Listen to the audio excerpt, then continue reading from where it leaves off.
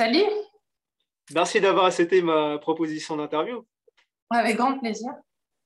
Donc justement, Justine, tu as un parcours assez atypique, hein. Euh, Mhm. Est-ce que tu peux te présenter pour nos internautes? D'accord, alors du coup, ouais, je viens d'un petit village du nord de la France, et du coup vraiment petit, donc 300 habitants. Et du coup, quand j'ai eu 18 ans, j'ai décidé de partir à Paris. Donc j'y suis restée 6 ans. Et du coup, j'ai fait mes études et j'ai réalisé mon grand rêve qui était de devenir pompier de Paris. Donc j'ai été pompier de Paris pendant un an.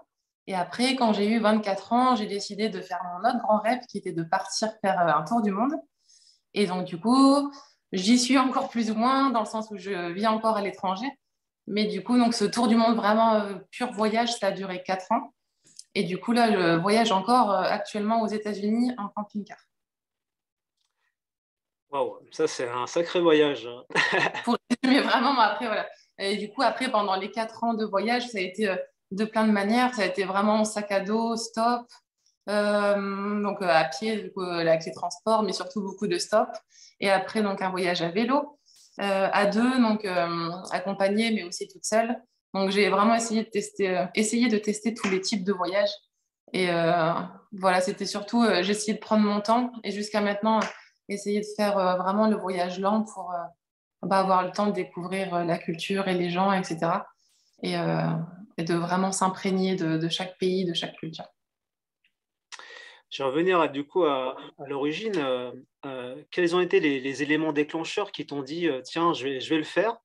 Et question, j'imagine, très difficile enfin, il y a beaucoup de réponses à cette question, mais qu'est-ce que tu as appris de ce voyage? Du coup, ça a toujours été depuis petite, aussi loin que je me souviens. Ça a toujours été, dans ma chambre d'enfant, j'ai tous les posters de tous les pays, j'ai la grande carte du monde, enfin, vraiment, ça a toujours été quelque chose qui me faisait vibrer. Et du coup, j'avais toujours attendu, mais alors comme j'avais réalisé l'autre rêve qui était d'être pompier, je m'étais dit, bon, bah, ok, je m'étais un peu lancée dans la carrière un peu typique. Mais en fait, dans un sens, c'était une chance. Du coup, ce rêve-là, donc d'être pompier, ça n'a pas été aussi bien que ce que j'imaginais, donc ça a été difficile. Et au final, du coup, ça a été un peu le déclic que je me suis dit, bon, bah, ok, ça c'est fait, entre guillemets, maintenant, il est temps de faire l'autre rêve qui était de partir. Et vraiment, ça a été quelque chose, c'était une flamme en moi, enfin, c'était vraiment quelque chose qui m'attirait, c'était une évidence et il fallait que je le fasse. Et du coup, bah, ça a été, beaucoup de gens pensent que ça, c'est des vacances, etc. Mais quand on part en voyage, je pense que ça devient vraiment un mode de vie. Donc, comme c'est ton mode de vie, tu as des hauts, tu as des bas, comme dans la vie, des moments, des bons moments, mais des moments difficiles. Donc, par exemple, on est parti à deux et au final, j'ai continué toute seule. Donc, c'est aussi particulier de voyager avec quelqu'un. Enfin, il faut vraiment s'entendre et avoir soit la même vision du voyage, mais à long terme aussi la même vision de la vie, parce qu'encore une fois, ça fait partie de la vie quand c'est pendant longtemps.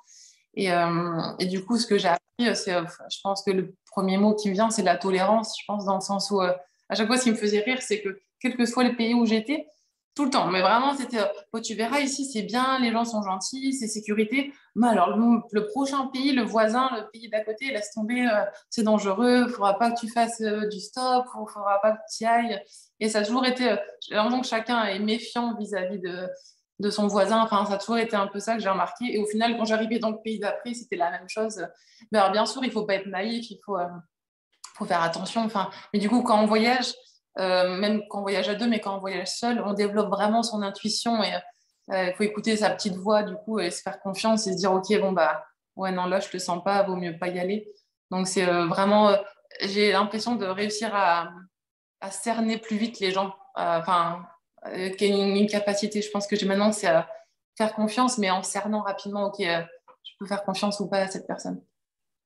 Tu as toujours eu cette faculté d'adaptation?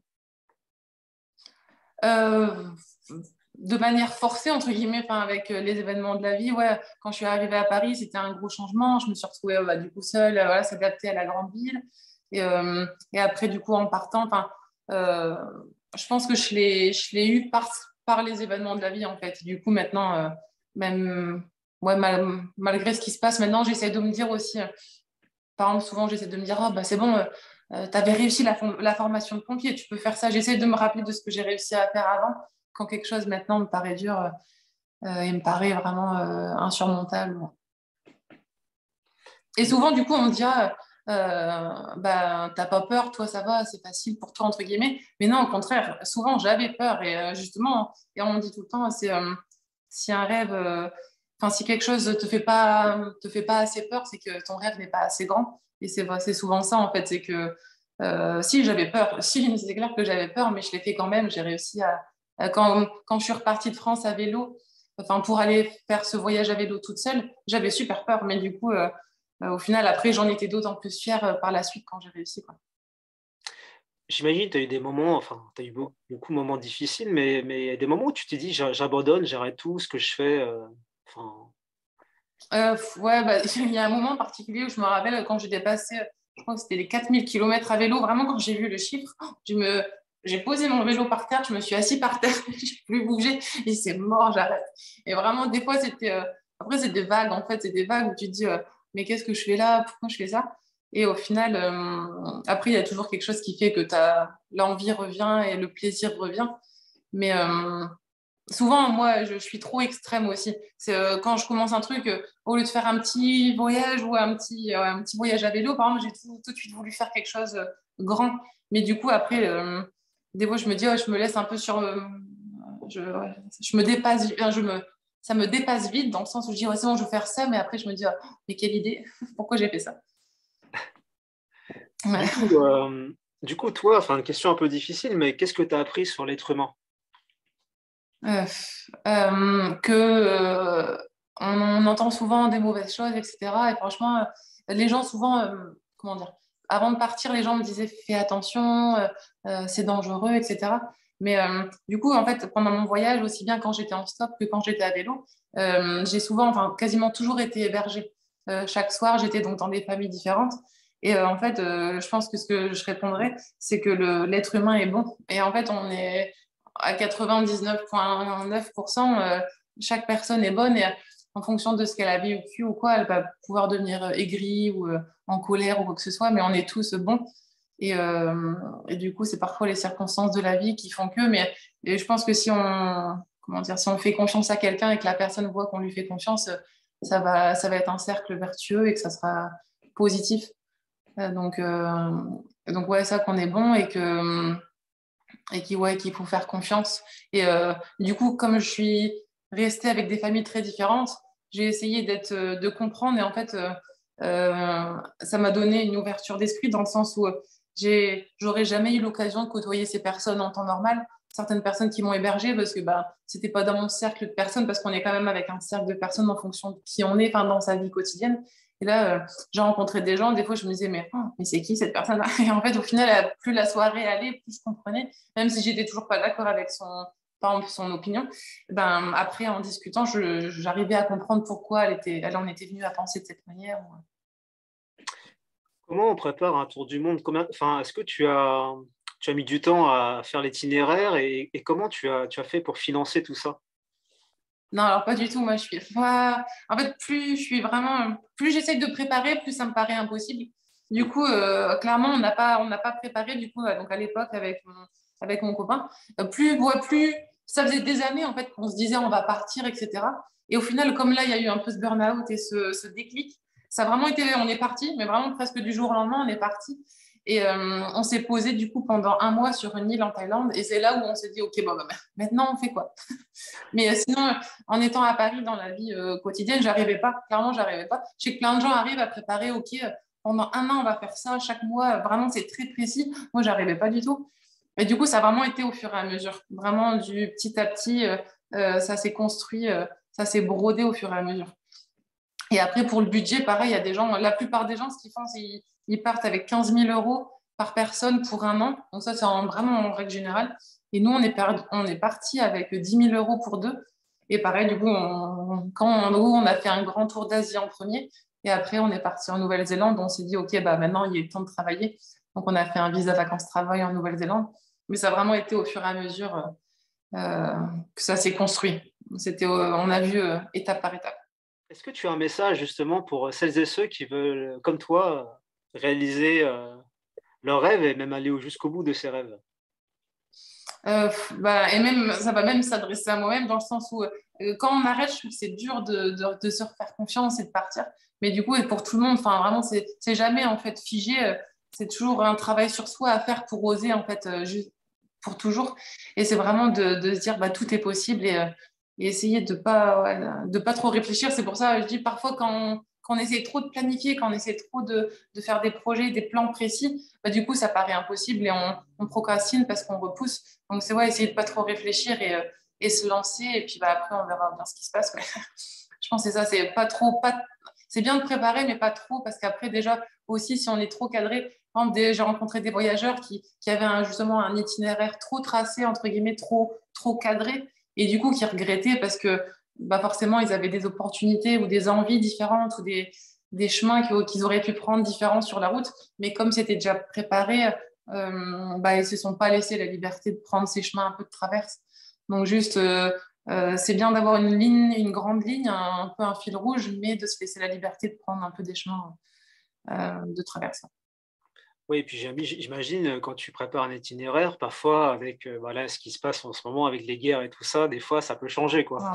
Voilà. En plus, là, avec le Covid, enfin, avec tout, ouais, Voilà. c'est d'autres Ouais. plus maintenant, si on part en voyage, il faut réussir à être vraiment, savoir qu'on va devoir s'adapter, quoi. Ouais. Et alors aujourd'hui, qu'est-ce que tu fais? Est-ce que tu as des projets en vue ou que tu Ouais. prépares? Ouais, alors du coup, qu'est-ce que je fais? Bah, du coup, là, ça a toujours été ma manière de financer mon voyage. Je suis prof de français en ligne, donc j'ai des élèves un peu partout dans le monde, au final. Et du coup, donc pour des élèves anglophones. Et donc, en ce moment, là, j'ai acheté il y a peu de temps, il y a un mois, un camping-car aux États-Unis. Et du coup, là, on est parti donc de Floride et donc direction du coup la côte ouest des États-Unis. Et peut-être après, je pense remonter vers le Canada. Donc, pour l'instant, c'est le continent nord-américain. C'est un autre type de voyage en caravane. C'est cool ça. Ouais, c'est cool, c'est pas mal. Du coup, souvent, par rapport à quand j'étais à vélo, le soir, il faut toujours quand même se dire, OK, je vais dormir où? Souvent, j'étais hébergée, j'avais choisi ce type de voyage. Et là, du coup, c'est marrant, je me dis, bah, c'est bon, je me sens en sécurité, j'ai l'impression d'être un escargot avec ma maison. C'est bon, j'ai tout là. Enfin, si on décide de s'arrêter tard ou quoi que ce soit, où on peut s'arrêter où on veut, et là, on a tout ce qu'il faut avec nous, donc c'est rassurant d'avoir son petit cocon avec soi. Alors, est-ce que tu aimerais, bah, j'imagine, la liste est très longue, mais remercier des personnes qui ont fait de toi ce que tu es? Ouais, bien sûr, bah, du coup, ma famille, et puis bah, toutes les personnes que j'ai rencontrées sur la route, vraiment toutes les personnes que j'ai pu croiser à un moment donné sur la route en général, enfin sur le voyage et sur la route en règle plus large, donc pendant ma vie, quoi, parce que je pense que chaque rencontre, positive ou négative, contribue à nous forger et à nous construire. Alors, j'imagine, tu as beaucoup d'anecdotes, mais est-ce que tu en as une particulièrement, ou peut-être même la récente, hein, qui t'est arrivée il y a quelque temps, mais qui t'a touché, marqué? C'est toujours dur ouais, quand on me demande ça, mais Bien. euh, là, si je prends la plus récente, là, du coup, on a acheté un vieux camping-car, du coup, donc avec le risque que ça implique. Donc, à chaque fois, quand je dis vieux, il a le même âge que moi, donc mais quand même, il est vieux pour un camping-car. Et du coup, avec le risque que ça implique, dans le sens où on a eu plusieurs pannes déjà. Et vraiment, mais, c'est marrant parce que donc, maintenant, mon fiancé est américain. Et à chaque fois, quand je lui disais à quel point on m'avait aidé sur la route, il se moquait, il me disait, bah, bien sûr, tu étais une fille toute seule, bien sûr qu'on t'a aidé. Et du coup, ça m'énervait parce que je lui disais, mais non, c'est pas pour ça, c'est parce que les gens sont bons, etc., et qu'ils veulent t'aider. Et là, du coup, lui, il s'est rendu compte parce que plusieurs fois, donc, on était coincés, on avait des problèmes, et moi, soit j'étais pas là, soit j'étais à l'intérieur. Et vraiment, il a été étonné à quel point on nous a aidés. Et vraiment, des gens de tout type, vraiment qui nous ont aidés. Pareil, mon fiancé, il est typé, donc il est euh, noir américain, comme on dit. Et du coup, il a été étonné. Par exemple, une fois, on a eu donc le camping-car a été tombé en panne. Et donc, vraiment, un homme bah, blanc avec le drapeau Trump, vraiment avec le fusil dans sa voiture, enfin, un peu le stéréotype. Il a été super étonné qu'il soit venu l'aider, qu'il a été super ouvert et tout. Et donc, comme quoi, enfin, ça brise des barrières. Et du coup, lui, ça l'a vraiment étonné. Et maintenant, il se rend compte que bah, il n'avait pas forcément raison. Et du coup, il est plus, pas ouvert, mais il se rend compte que ouais, si les gens sont prêts à aider, quoi qu'il en soit. Et donc, ça m'a fait plaisir qu'il se soit rendu compte de ça parce que vraiment, plein de fois, on nous a aidés. Et pas forcément pour moi, mais il venait l'aider lui aussi. Donc, il s'est rendu compte, ah bah ok, donc c'était pas que parce que tu étais une fille toute seule. Donc, je vais te poser une question inversée, mais y a-t-il des choses qui t'énervent, qui t'écœurent dans ce monde? Qui met dans le monde, tu dis? Ouais, Bien sûr, ouais, bah, du coup, tout ce qui est injustice en général, enfin, toutes les injustices dans tout, à tous les niveaux. Les injustices, moi, je suis vraiment très touchée par tout ce qui est gaspillage. Du coup, justement, enfin, c'est en conséquence des injustices. Il y a un truc que je supporte pas, c'est vraiment le gaspillage et donc le gaspillage alimentaire. Et alors, du coup, ici aux États-Unis, il y a beaucoup, malheureusement. Et ça, c'est vraiment quelque chose que, du coup, toutes les familles que je suis restée, ils rigolaient parce que vraiment, c'est quelque chose que je supporte pas dans le sens où on a tellement de chance, nous, de ne pas avoir ce problème de la faim que pour moi, c'est vraiment une honte. Et c'est comme ça que j'ai été élevée, de jamais rien gâcher. Et pour moi, ça, c'est quelque chose que je pourrais jamais faire, de jeter de la nourriture. Et du coup, ouais, j'aimerais, je sais pas comment, mais peut-être travailler à long terme avec une organisation qui participe à ça, mais vraiment réduire le gaspillage alimentaire et ouais, participer à ça parce que ça, c'est quelque chose vraiment, j'estime on n'a pas le droit, vraiment, on n'a pas le droit de gâcher quand il y a des gens qui souffrent encore de la faim. ouais. Alors, pour finir, Justine, alors, est-ce que tu auras un mot de la fin?